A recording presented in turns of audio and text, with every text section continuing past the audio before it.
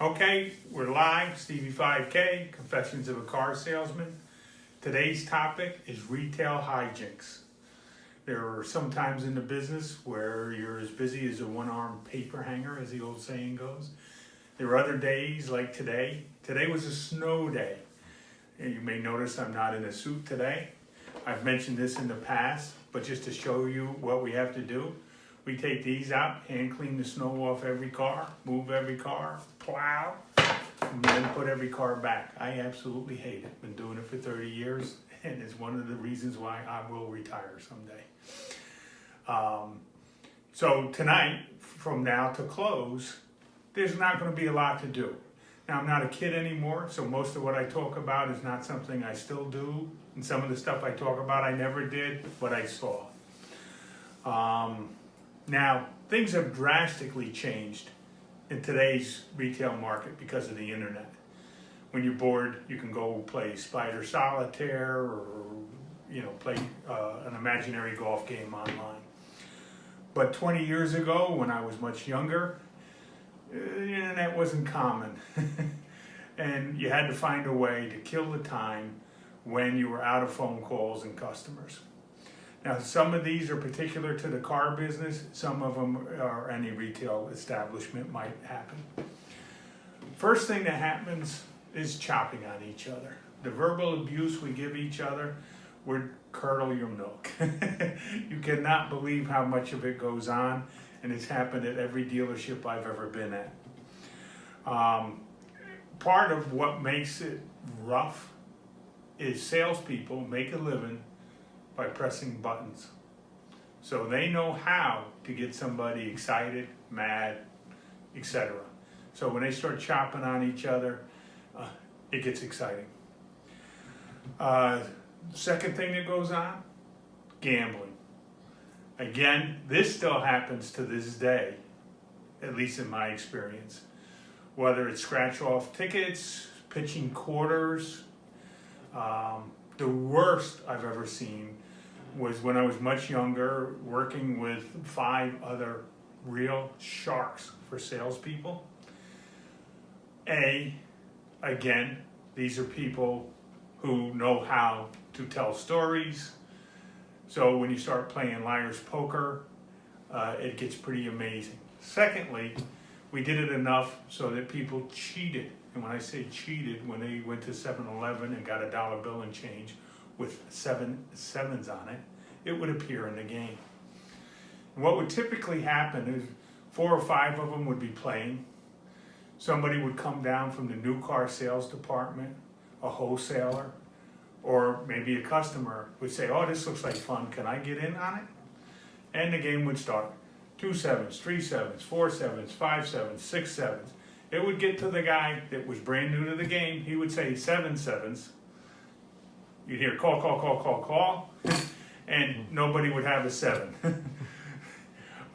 So try not to play liar's poker with car salesmen.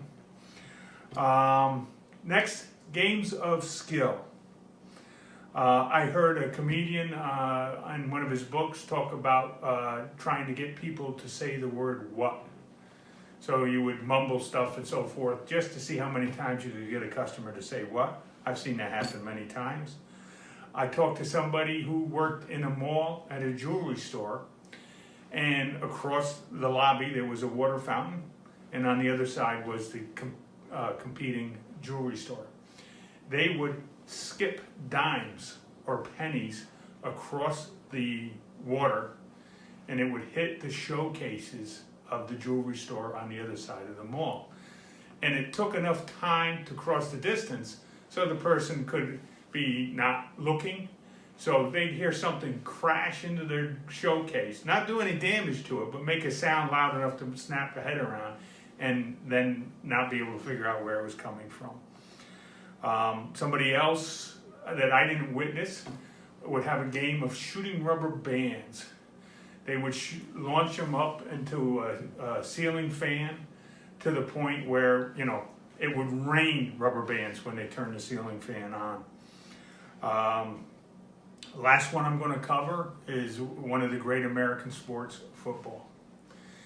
I've seen this go from just tossing a Nerf football around to vicious games of touch football.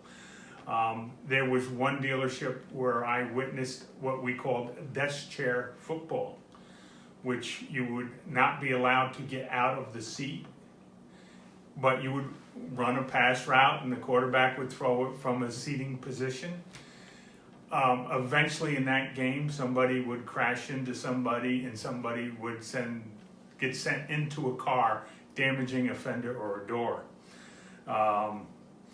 And playing outside, eventually, and almost every time I've seen a football come out to the outside of a car dealership, somebody would be running, they'd be tracking a ball, they would stretch out to catch the ball and run into a car.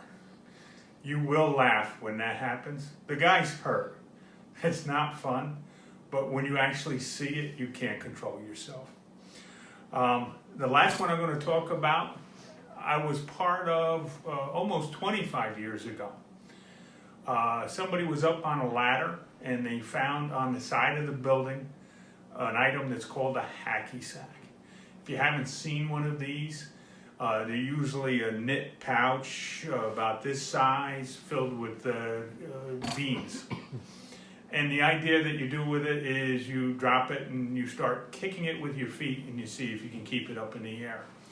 When we found it, I didn't even know what it was, and one of the other salesmen explained it, and we tried it. And for the next half hour, 45 minutes, I don't think we got more than 2 or 3 hits before it hit the ground. While I witnessed this, I predicted that in a month that people would be able to drive by the dealership and we'd be throwing it over our backs and all kinds of fancy stuff. Didn't come close to covering it. There were about 6 of us who would keep the sack going for sometimes more than an hour at a time. A customer would pull in and that salesman would step out of the ring and we would keep it going. Just some inside stuff about how we used to pass the time. None of this stuff really applies today. We're on the internet when it's slow. Next week, same time, I'm going to be going over some tech stuff. A lot of the words you hear, you may or may not fully understand what they do. And I'm going to try to make this interesting to people who don't know anything about the tech stuff, and actually to the people that know a lot. So hopefully you'll both be able to garner something from the broadcast. Please, as always, I implore you, if this was at all interesting, please share it. I'm not trying to sell anything. I'm just getting information out there.